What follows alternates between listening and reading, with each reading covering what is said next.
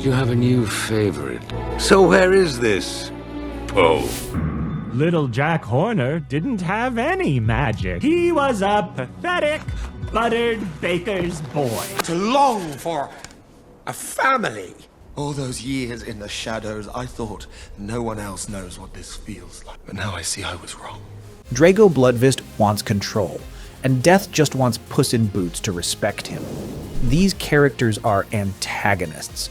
They're dangerous, dramatic, and somehow you still remember them. But why? Today we're breaking down the 4 rules that make these antagonists unforgettable, and why so many villains fail to get even one of them right. Tell them, the real Dragon Warrior is coming home. Give your antagonist a great presentation. A great antagonist should announce who they are before the story even explains them, because first impressions matter. Their entrance, their design, their theme, all of it should signal that this is someone who will own their role. Think of Megamind. He always stresses the importance of presentation. It's not enough to be evil. You must look, sound, and act villainous. The most horrible, terrifying, evil thing you can possibly think of. And multiply it by 6! His takeover of Metro City is a masterclass in this. When he finally beats Metro Man, he walks up to City Hall with dramatic lighting, smoke, and theme music blasting behind him. Everything is calibrated to scream, "I'm the villain and I'm enjoying every second." And we lean in even before we find out he isn't really a villain at all. Oh, really? She's so cute. Every gadget, every cape flourish, every dramatic pause before a one-liner exists to remind you that this is a man who has rehearsed being evil. That's the whole trick. He isn't simply acting evil. He has turned evil into theater, and that theater becomes his identity. I have to admit, being good has its perks. Meanwhile, my first character design was just a guy with sunglasses and trauma. Drago Bludvist from How to Train Your Dragon 2 takes the opposite approach, and it's as effective. He doesn't shout. He barely needs to raise his voice. This is the great Dragon Master. He walks slowly, speaks low, and lets an army of dragons twice the size of ships do his talking for him. His stillness is the scariest thing about him, because it tells you he has already won every fight he's ever needed to. Your chief is dead!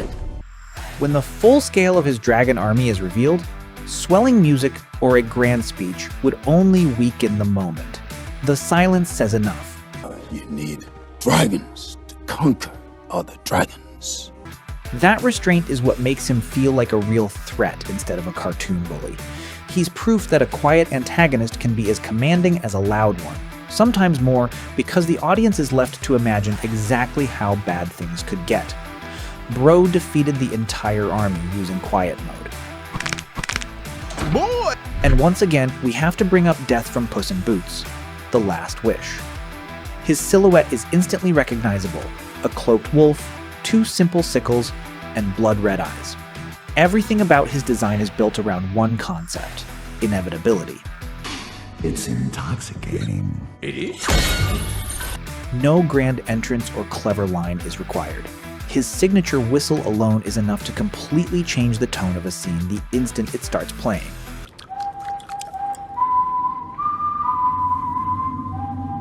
The lesson here is that visual storytelling can do the heavy lifting before a single word is spoken. You know exactly what Death represents before he ever opens his mouth, and that clarity of design is what elevates the stakes of the film around him. My anxiety enters the room like this at 3 a.m. Rise of the Guardians gives us another villain who understands presentation on a bone-deep level: pitch black. His shadow-woven robes, sunken gray skin, and the way he seeps out of dark corners make him look like a nightmare given form. He doesn't walk into rooms so much as the darkness rearranges itself around him. For tomorrow, all your pathetic scrambling will be for nothing. Even his voice is soft and almost gentle, which somehow makes him more unsettling, not less, because it's the opposite of what you expect from someone whose power comes from fear itself. His look is not a costume choice. It is the thesis of his character made visible. This is what my room looks like when I turn off the lights and think about my life choices. I should get some sleep. Zekel Khan turns presentation into pure religious theater. This city has been granted a great blessing! Draped in elaborate headdresses and ceremonial robes, framed by fire and chanting crowds, he commands religious rituals designed to convince an empire that two con artists are literal gods. The time of judgment is now! His image is not subtle. It is loud, colorful, and dripping with self-importance. He's a man whose only real power comes from spectacle and belief, so the movie makes sure every single scene he's in looks like a performance because to him, it is one. I know what you are not, and you are not gods! Bro thought he was the main character in a history documentary and a Broadway show at the same time, but a strong entrance can only take a villain so far. If it were, an enemy like Guy Gagné from Turbo wouldn't fall this flat. He's got the entrance, fireworks, flashing cameras, a custom car, and a 5-time champion reputation that precedes him everywhere he goes. He's well presented, yes, but he's missing the one thing you need to write an antagonist your audience can't ignore. He doesn't have a likable personality. Why don't you pick on someone your own size, you big bad... Give your antagonist a likable personality. Personality is what turns a well-designed threat into someone viewers actually want to watch. It's the reason we lean in with excited anticipation or roll our eyes in boredom. Style can get attention, but presence is what keeps it. This brings us to one of the biggest traps in character writing: confusing charisma with noise. Charismatic villains live in that sweet spot where every exaggerated flaw becomes endearing, where the fans feel like they're in on the joke even as the character terrorizes the hero. Weak villains try so hard to seem threatening that they collapse under the weight of their own image.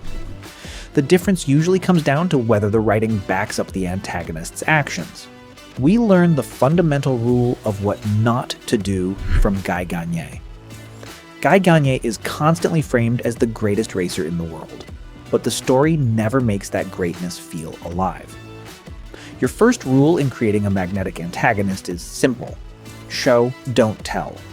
And when the checker flag drops, they'll be watching me win. Guy Gagné talks like he's untouchable, but the second an actual underdog puts real pressure on him, his composure cracks completely, and he resorts to cheating to keep up. It's all announcement, no presence. His confidence was never actually earned on screen. It was assumed, and the moment that assumption gets challenged, there's nothing underneath it. Bro is just sponsored confidence with legs. Not every good villain pairing needs to be comedic to work. Ants gives us General Mandible and Colonel Cutter, a duo built on discipline, ideology, and absolute seriousness instead of charm. Princess Bala is essential to all our plans for the future. Mandible is a decorated war hero turned extremist, utterly convinced that the colony needs to be purged and rebuilt in his image. Cutter is his quietly loyal second in command, carrying out orders without hesitation, right up until the plan turns openly genocidal. Their dynamic works because neither of them ever breaks character to wink at the viewers. We all know that one individual ant doesn't matter. They believe every word of their own propaganda, and that unshakable sincerity is what makes them unsettling rather than forgettable. He's dead. Well, he was an ant with ideas. Too bad for him. Where Dubois' energy is built on flamboyant excess, Mandible and Cutter prove that quiet, humorless certainty can be as gripping when it's played completely straight. These two don't argue, they file paperwork for war crimes. That is why Guy feels hollow beside Dubois and Mandible. His status comes from trophies the story never dramatizes, so when Turbo challenges him, the legend collapses into a cheater. Dubois has no empire behind her, but her manic pursuit creates more energy than all of Guy's branding. Dubois remains theatrical, musical, and completely locked into the hunt in every scene she appears in. He will never fit in the carry-on, but his head will. Mandible remains rigid, speaking as if he were addressing an army even in private conversation. Neither of them compromises their consistency. Visually, the contrast is clear. Dubois's exaggerated nose, wiry frame, and twitching sniff match her manic energy. Oh, he ran away with his circus. What a cliché. Mandible moves in the opposite direction, with sharp angles, military posture, and a controlled growl that turns cruelty into discipline. I mean, if this Z cares so much about us, then why isn't he here? Guy, by contrast, looks impressive on the surface, but his racing leathers and slicked hair reveal very little underneath. You are my little competition, eh? She's not hunting animals. She's hunting the movie's budget. When you look at their roles, the paradox sharpens. Guy Gagné is technically the final boss of Turbo, but he's not essential. Swap him out for any generic rival racer, and the story barely changes. Is that a snail? Dubois, though, drives Madagascar 3. Her pursuit is the reason the circus plot exists. And when in Rome, vive la France! Mandible performs the same function in Ants, where the central stakes are built around his plan to destroy the colony he claims to protect. Take either of them out, and those movies lose their engine entirely. That relevance is what makes it unforgettable rather than replaceable. Give your antagonist a relatable purpose, presence and personality can draw viewers in, but purpose is what keeps them coming back. Your villain also needs a motivation that feels true, something rooted in emotion, identity, or injustice. So the people see a kind of mirror and stay for that reflection. Lord Shen from Kung Fu Panda 2 is one of DreamWorks' most underrated antagonists because his motivation is painfully human. His own parents exiled him as a child out of fear of a prophecy before he had even become the monster they feared. My parents hated me. They wronged me, he claims, but that love was replaced by betrayal. That rejection curdled into obsession, and his plan to conquer China is really an extension of trying to prove his parents wrong about him. My father's throne. He used to let me play here beside him, promising someday this throne would be mine. We might not want him to succeed, but we understand exactly why he became this. Tai Lung carries a similar wound, but his comes from expectation rather than rejection. He trained his life believing he was destined to be named the Dragon Warrior, only to watch Master Oogway hand that honor to an out-of-shape panda who fell out of the sky by accident. His fury is petty, sure, but it's also completely understandable. It's a panda. You're a panda. What are you gonna do, big guy? Sit on me? Nobody wants to lose the one thing they've built their identity around, especially not to someone who didn't even try for it. You're just a big, fat panda. The tragedy is that Tai Lung isn't wrong that he trained harder than anyone. He is wrong about what that effort entitled him to. I rotted in jail for 20 years because of your weakness. Compare all of that emotional weight to General Mandible from Ants. Mandible works better as a behavior example than as a motivation example. His plan is built on the belief that the colony needs to be purified and rebuilt with soldiers only. But that belief isn't rooted in any personal wound the film ever shows us. It's cold ideology dressed up as leadership. It works fine as a chilling premise for a kid's movie about conformity, but there's nothing underneath it to personally connect to the way we connect with Shen's exile or Tai Lung's betrayal. Motivation without an emotional root can still make a competent villain. Now let's look at the complete failure of this principle with Prince Charming from Shrek 2 and Shrek the Third. His origin is simple. He was told it was his destiny to save Fiona. Everything about his role comes from the fairy godmother's schemes, not from any personal struggle of his own. He becomes a figurehead, a spoiled prince cashing in on someone else's plan. Promised you wouldn't hurt them. Not here, Kitten Whiskers. Danny will discuss it later. His desire for the throne and glory is surface level, rooted in the belief that everything is owed to him. And I promise you this, Mother. I will restore dignity to my throne. He starts with a genuinely relatable goal, avenging his mother's death. But that potential for substance is quickly overwhelmed by the same entitled Prince Charming we already know. His purpose quickly shrinks from noble revenge into narcissistic validation. Not honey lamb. I will slice this thing up like a ham. By his final moment, he is not a villain we love to hate, he is a punchline the movie is ready to throw away. The antagonists that stick, Shen, Tai Lung, even Drago in his own way, share the same pattern. Something painful happened to them, and instead of processing it, they weaponized it. We recognize the pain even as we reject the response to it. That's the whole balancing act.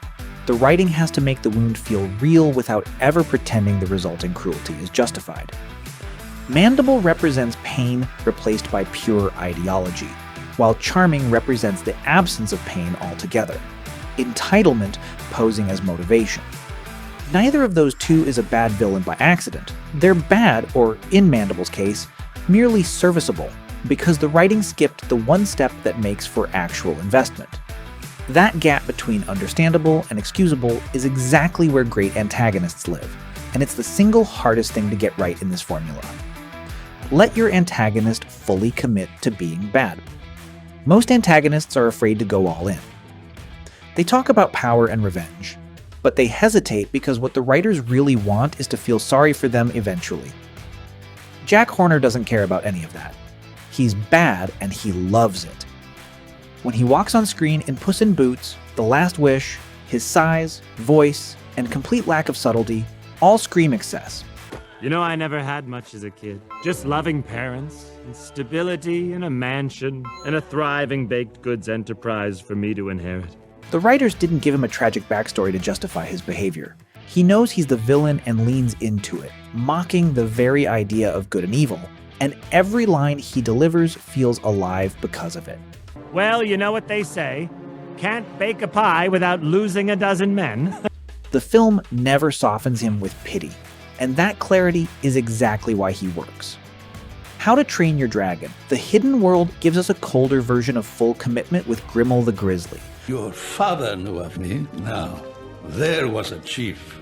A dragon hunter so confident in his own methods that he barely raises his voice the entire film.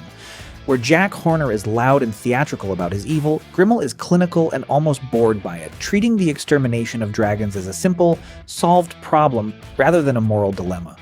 He gets no redemption arc, no sympathetic flashback, and no moment of self-doubt. History has shown that we are the superior species. That total absence of hesitation is what makes him feel genuinely dangerous instead of menacing for the sake of it. Between Jack Horner's gleeful excess and Grimmel's icy certainty, you get two completely different proofs of the same rule. Full commitment does not have to look the same every time, it only has to be total. Kung Fu Panda 3 adds another version of commitment with Kai, a supernatural warlord who spent centuries trapped in the spirit realm nursing a single-minded obsession with collecting the chi of every kung fu master he can find. Yes, you have. Unlike Jack Horner's gleeful showmanship or Grimmel's icy detachment, Kai's commitment comes from pure, festering resentment. He was betrayed by his old friend Oogway centuries ago, and instead of letting that wound die, he spent centuries building a plan to make every master pay for it. Birdie, I'll put your chi to good use. He doesn't hide that resentment or dress it up as anything noble. He announces it, mocks the heroes for thinking friendship could ever beat raw power, and never once wavers from that conviction, even when he's losing. Ooh, the panda? His chi is strong. That refusal to soften is exactly what keeps him dangerous instead of pitiable. Bro held a grudge for so long that it became his personality update. Now compare all of that to Captain Hook in Shrek the Third. He is introduced running a tavern full of actual villains, which should make him terrifying. Instead, the film has him break into a lounge singer musical number and lets Shrek's crew shut him down with little resistance.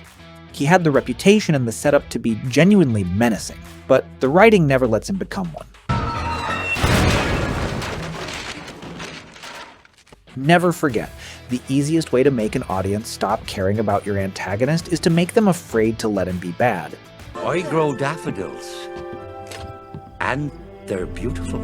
Moral of the story, if your villain needs therapy, maybe don't write him as a world-ending threat. And that's what separates a forgettable villain from a perfect antagonist. It's not just the design, the voice, the backstory, or even how evil they are. It's how all of those pieces work together to make the character impossible to ignore. Who do you think is the best DreamWorks antagonist of all time? Let us know in the comments. And if you enjoyed the video, don't forget to like, subscribe, and click the next video on your screen.